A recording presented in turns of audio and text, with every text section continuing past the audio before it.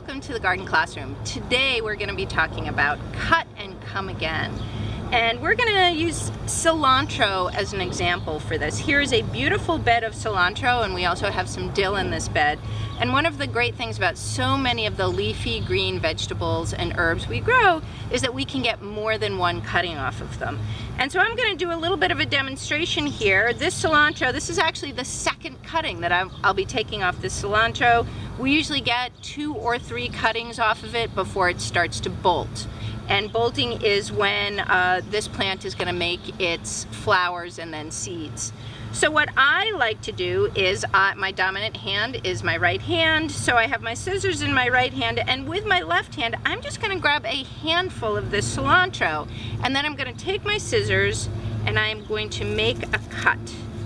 And now when I do that, you can see I've got all the beautiful leaves up high. Then I will give it a little bit of a scrape, like so. Any little bad pieces will fall out, and then I'm going to lay it down in my harvesting basket.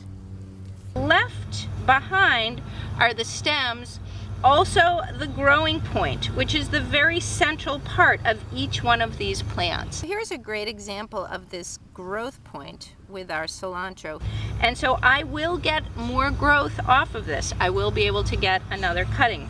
That's the beautiful thing about cut and come again. I can do that with several things here in the garden. We're doing cilantro, we do it with dill. We also have great luck with salad mix. And again, we get 2 or 3 cuttings before we stop cutting.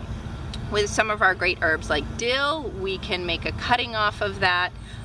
And we'll get 2 or 3 cuttings, and then I will actually let the dill go to seed, and I will use those beautiful dill seed heads for pickling.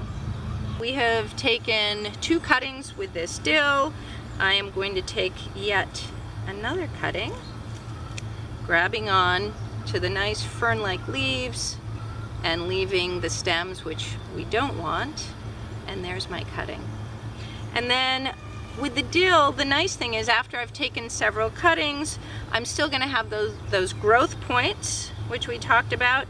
That dill is going to grow up, and it's going to turn into this beautiful dill flower, because at this point this plant is saying it's time to make seeds. So it's going to make a flower and it's going to make some seeds.